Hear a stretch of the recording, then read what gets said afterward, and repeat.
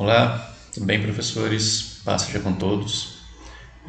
Hoje nós vamos falar aqui nesse vídeo sobre o tema da aula número 8, né, da nossa revista.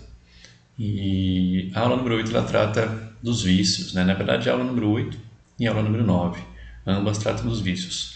A primeira aula ela tem uma ênfase mais na definição do que vêm a ser esses vícios, né? Então a gente tem por objetivo nessa aula fazer com que os nossos alunos, né, os juniores, os adolescentes, eles entendam o que vem a ser um vício, afinal de contas.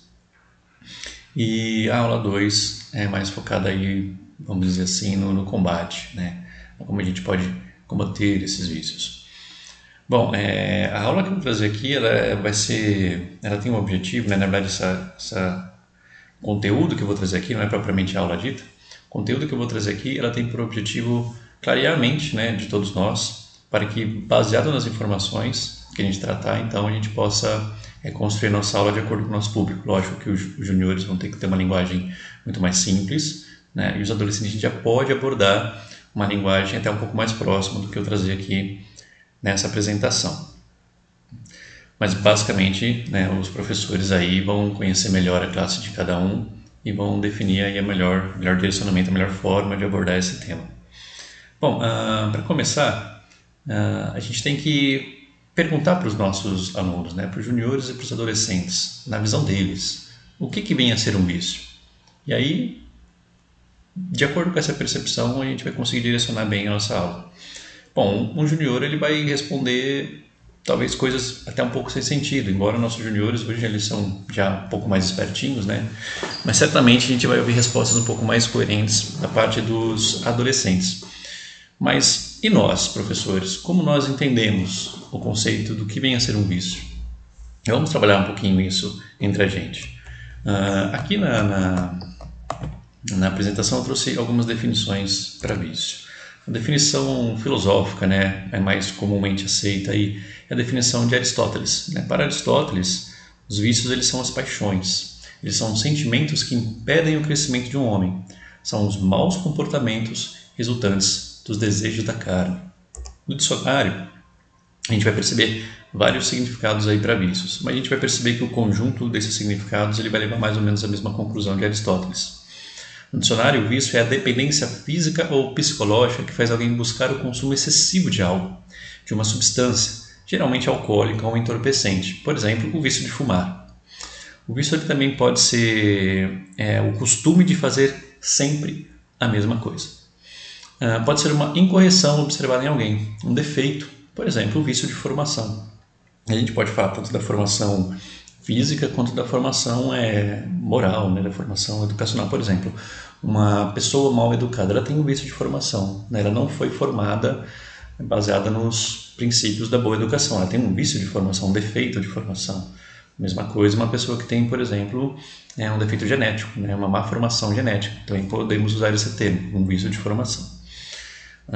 O vício também pode ser toda alteração que prejudica o funcionamento de alguma coisa. Por exemplo, o meu computador veio com um vício de fábrica, né? Veio com um defeito de fábrica. Podemos usar para objetos também, né? A palavra vício, nesse sentido de ser um defeito, né? E talvez aqui o objetivo que mais, o significado que mais nos importa aqui no dicionário é a tendência para provocar o mal ou ter ações contrárias à moral, né? Uma depravação. Junto-se a isso, o costume de fazer isso repetidamente, a gente tem esse conceito de vício mais popular que a gente conhece, né? Ou seja, é uma coisa que a gente faz repetidamente e que nos causa algum mal, né? Que nos causa algum mal e que causa mal a outras pessoas.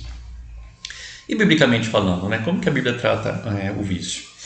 A palavra vício você não vai ver ela na Bíblia de uma forma como a gente acabou de discutir aqui, mas você vai ver algumas passagens na Bíblia que vão nos levar certamente a essa conclusão.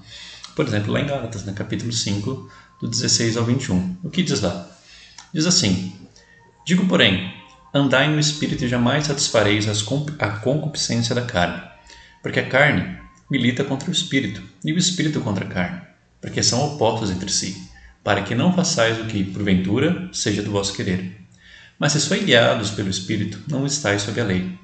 Ora, as obras da carne são conhecidas e são prostituição, impureza, lascívia, idolatria, feitiçarias, inimizades, porfias, ciúmes, iras, discórdias, dissensões, facções, invejas, bebedices, glutonarias e, preste atenção nessa parte, coisas semelhantes a essas, a respeito das quais eu vos declaro, como já outrora, vos preveni, que não herdarão o reino de Deus os que tais coisas praticam.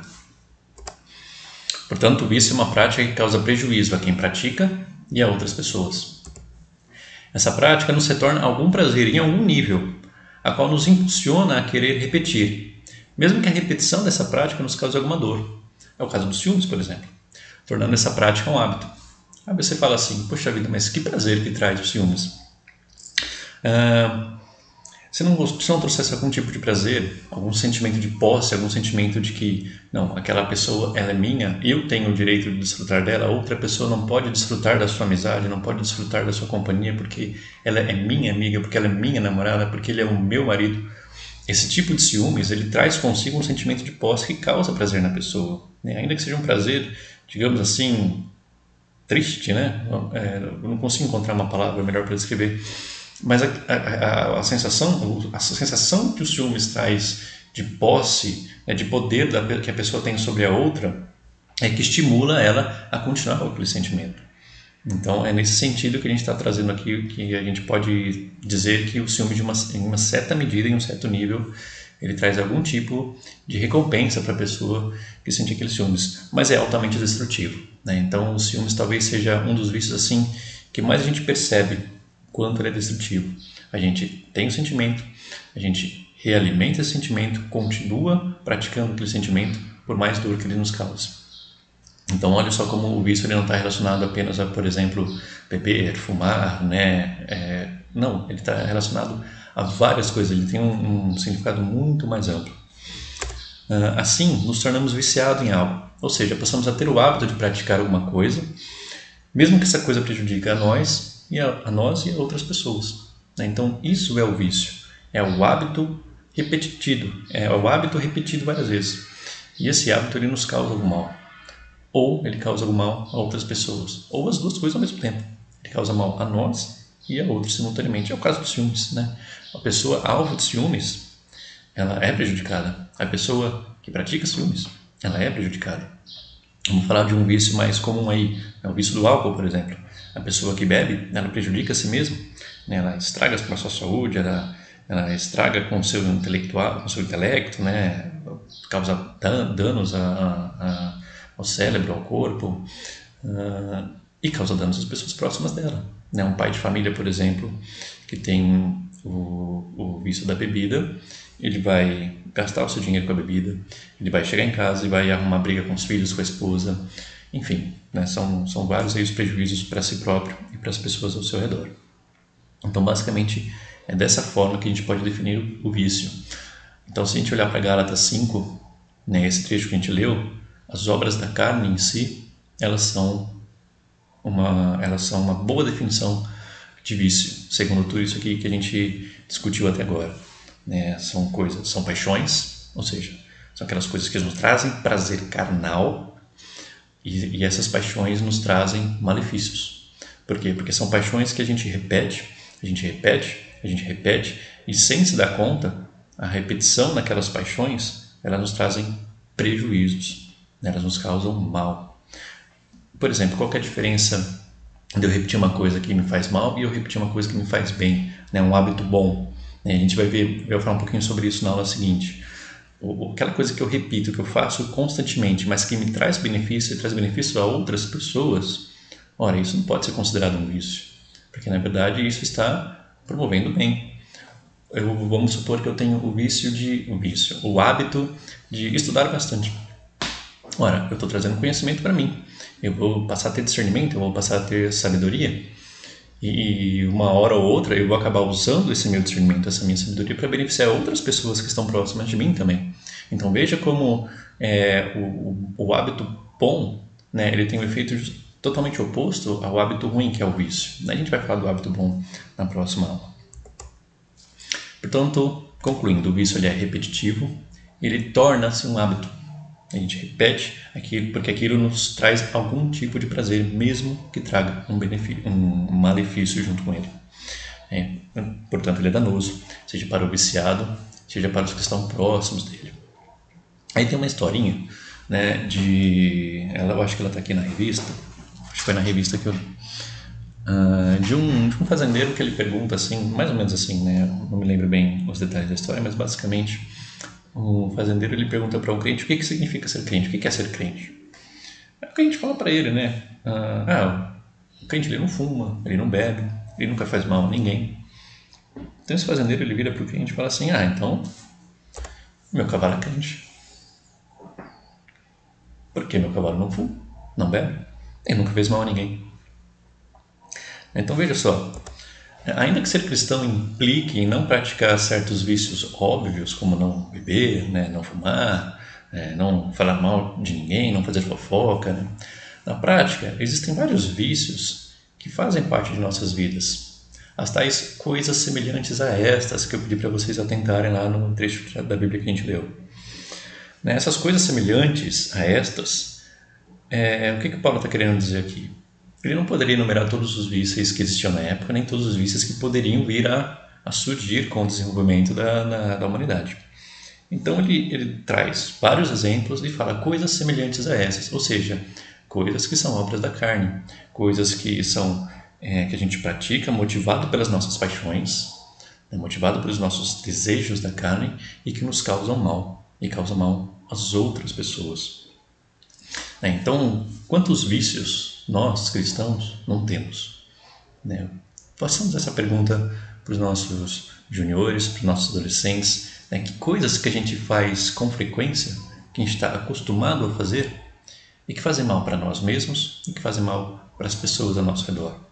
Para um junior, por exemplo, um vício muito comum é o vício de falar mentira. É natural da criança fantasiar e misturar a fantasia com a realidade, acaba contando mentiras até para se promover no grupo de coleguinhas, até para surpreender os pais. O vício da mentira é um vício muito comum, nessa faixa de idade. Na faixa da adolescência, qual vício seria muito comum aí?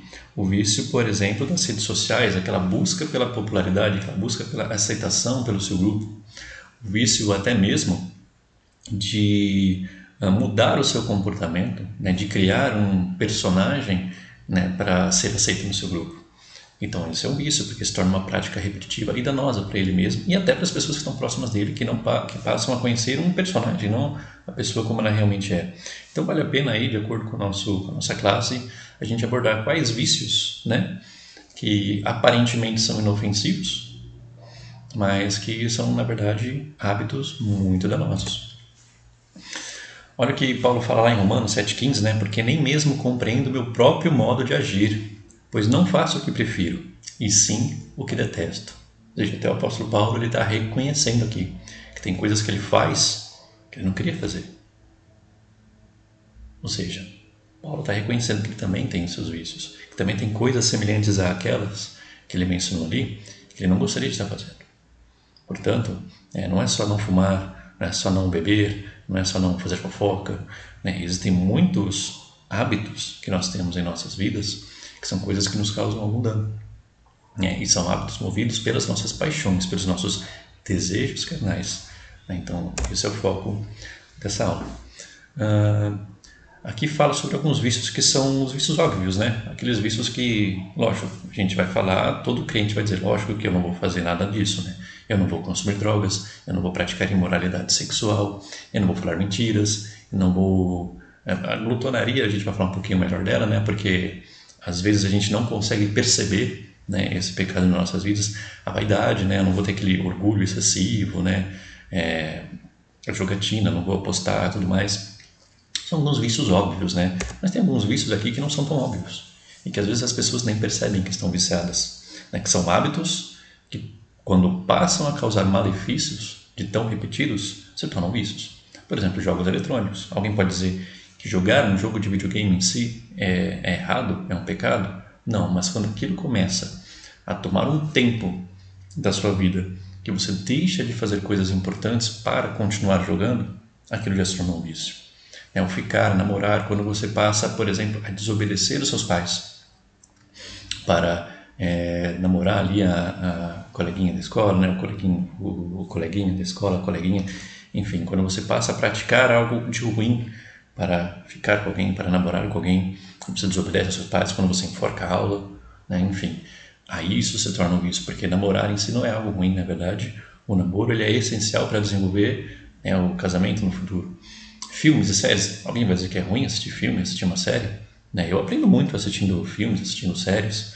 Né? Agora, quando aquilo começa a tomar no tempo e te prejudica em outras áreas da sua vida, isso se torna um vício. Né? A busca por popularidade, né? O grande apego que as pessoas têm pela rede social, pela aprovação, e não só a rede social, né? Como eu comentei aqui agora há pouco, quando as pessoas elas vestem um personagem para causar uma boa impressão de serem aceitos num determinado grupo, né? Então aquilo prejudica ela mesma, porque ela começa até a perder a sua própria identidade e prejudica as outras pessoas que não sabem quem ela realmente é. O vício em doces, né? Não preciso nem dizer, né? O que acontece quando a gente a gente repete, né, o hábito de comer doce várias vezes, a gente vai chegar no pecado da glutonaria. Aquilo vai trazer vários malefícios para a nossa saúde, né? Forte apego a amizades, aqui eu já falo no sentido até mesmo da idolatria, né? O que vai levar aos ciúmes, né? Eu passo a idolatrar aquele meu amigo, passo a idolatrar aquela minha amiga, eu passo a ter um apego tão grande que aí surge o ciúme, né? Surge aquele sentimento de posse, não é meu amigo, ele tem que ser assim só comigo e tal. Então são alguns hábitos aparentemente inofensivos, mas que praticados em excesso vão causar prejuízo, tornando-se assim vícios, né? E como seres carnais, nós somos extremamente suscetíveis a nos viciar em qualquer coisa que nos traz prazer. Por quê? Por que nós somos tão suscetíveis a nos viciar em coisas que nos trazem prazer? Será que a gente consegue responder isso? Aí tudo bem, existem várias respostas espirituais para isso, mas antes da gente entrar na questão espiritual, eu queria trazer isso para o campo material. Né? Por que nós somos tão suscetíveis a nos viciar em coisas que nos trazem prazer? E aí eu queria que vocês acompanhassem comigo esse vídeo, um vídeo bem curtinho, né? O experimento de James Rhodes. Dá um segundinho aqui para mim, que eu estou aprendendo ainda a trabalhar com esse aplicativo. Vamos ver aqui, ó. Vamos falar sobre o experimento de James Rhodes e tentar entender então por que nós somos tão suscetíveis a nos viciar em coisas que nos trazem prazer. Prestem bastante atenção nesse vídeo. Nossos atos voluntários são baseados em princípios de dor e prazer. As descobertas de James Rhodes na década de 50 tornaram-se a pedra fundamental desse conceito, hoje chamado de recompensa cerebral. In these experiments, animal behavior is controlled by direct stimulation of what we call reward centers in the brain. Só uma explicação rápida aqui. O que está acontecendo? Foi implementado um eletrodo, né, no cérebro desse rato, e esse eletrodo foi ligado a essa alavanca aí. Esse eletrodo está ligado numa parte do cérebro do rato que estimula a sensação de prazer. Então, toda vez que o rato apertar a alavanca, vai vir um estímulo elétrico no cérebro desse rato que vai dar a ele uma sensação de prazer. Então, é assim que começa o experimento. Dr. Rhodes descobriu que os ratos aprendiam a empurrar alavancas e realizar outras tarefas, recompensados apenas por estímulos elétricos de certos pontos do cérebro. Descobriu centros específicos de prazer, pelo menos no cérebro dos ratos. Esses ratos aprenderam rapidamente que precisavam atravessar uma grade para receber o estímulo elétrico no centro de prazer.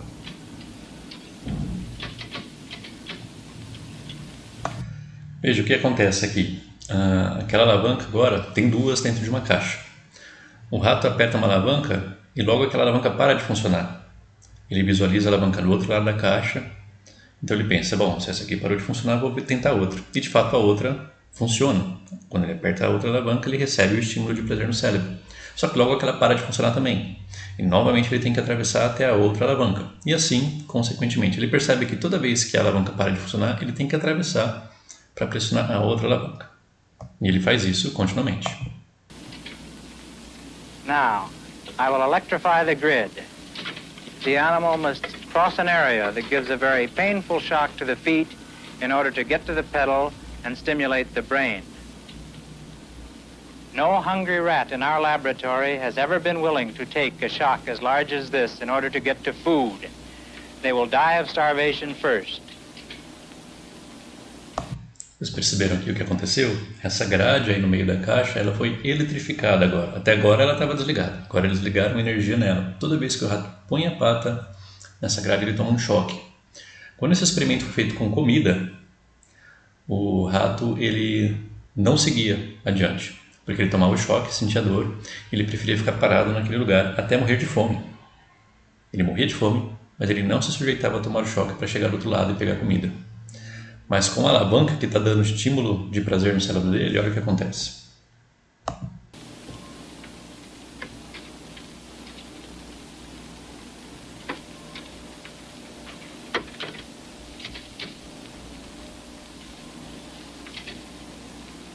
This shows a rat is willing to pay a very high price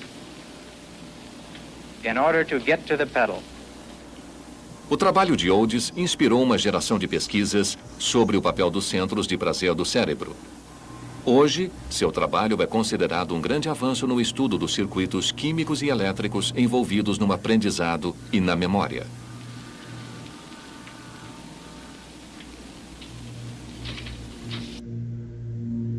Nossos atos...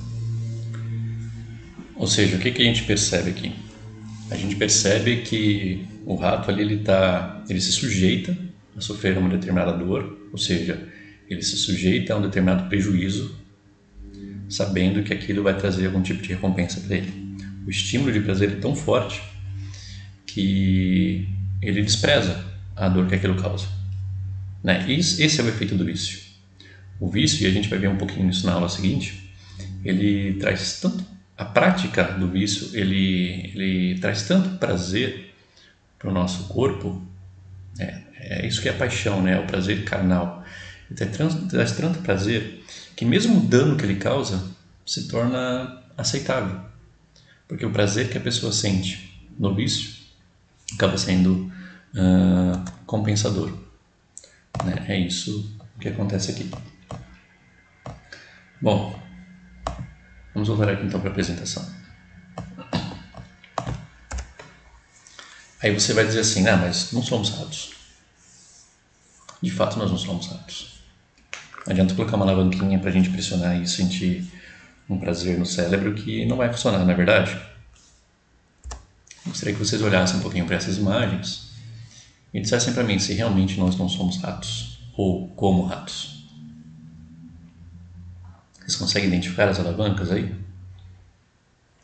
Veja, no caso do fumante, aquele prazer inicial que a nicotina traz, mesmo que depois com ele venha a dor, venha a doença, venha a falta de ar, mas o que ficou gravado na memória? O prazer que a nicotina traz. A mesma coisa com o álcool. O prazer que a embriaguez traz. Mesmo que a embriaguez traga consigo doenças, traga consigo a dor de cabeça, né, no dia seguinte, mas pelo prazer de sentir os efeitos da embriaguez, a pessoa se sujeita a todas essas dores que acompanham ela, né? Aqui essa moça aqui retrata uma pessoa viciada aí na internet de uma maneira geral, em filmes, em séries. Às vezes tem pessoas, né, viciadas em notícias, né, nos dias de hoje em que está tudo muito politizado, as pessoas acabam se viciando, né, por notícias, por informações. Aqui não é uma criança viciada no jogo, né? Realmente acontece isso, né? A criança fica até com os olhos avermelhados, né? De tanto que cansa a visão e deixa de brincar, e deixa de comer, e deixa de fazer todo tipo de coisa para continuar no jogo. Aqui o caso de um culto ao corpo, né? Essa pessoa aqui ele era um fisiculturista, ele tomou tanta medicação, tanta bomba para tentar ter um bíceps enorme ali que acabou dando esse efeito, ou seja, o vício que ele teve pelo culto ao corpo, né? Não era nem pela prática do exercício em si, porque se fosse a prática do exercício ele não precisava tomar anabolizante, não precisava trocar droga. O vício, no caso dele aqui, era a satisfação em ver o seu corpo evoluindo, né? No ponto de vista dele, né? Se tornando cada vez mais musculoso, mais definido, e aí acabou chegando nesse ponto, né? E essa última imagem aí, talvez a mais comum para os nossos dias, né? Como as pessoas se viciam no celular, até porque o celular ele junta, né, filmes, série, jogo, informação, então é um catalisador das nossas atenções e nos tornamos viciados né? Porque a pequena nos traz prazer. Então, de fato, nós não somos ratos. Nós somos seres humanos e por isso nossas alavancas elas são adaptadas. Elas têm formatos diferentes. No final das contas, o efeito, e a gente vai ver um pouquinho sobre isso na aula seguinte, o efeito que essas coisas nessas imagens aqui nos trazem são efeitos extremamente semelhantes aos efeitos que aquele eletrodo no cérebro do rato trazia para ele. Então a gente se sujeita a danos em busca do prazer que essas coisas nos trazem. Olha o que o apóstolo Paulo fala em Romanos 7, 24. Desventurado homem que sou, quem me livrará do corpo desta morte? Sentimos prazer em uma determinada prática. Repetimos. Sentimos mais prazer e repetimos novamente. Logo, estamos tendo prejuízos em nossas vidas em decorrência da busca contínua pelo prazer que esses vícios nos proporcionam. E o exemplo da gula ele é bastante conveniente para entendermos os demais vícios que costumam nos escravizar. Por quê? Primeiro porque é essencial para o homem se alimentar, logo comer não é pecado. Assim como jogar videogame não é pecado. Assim como ter uma conta na rede social não é pecado. Assim como fazer atividade física não é pecado. Mas veja, a ingestão do alimento nos proporciona prazer, paladar, saciedade, o que nos leva a querer comer mais.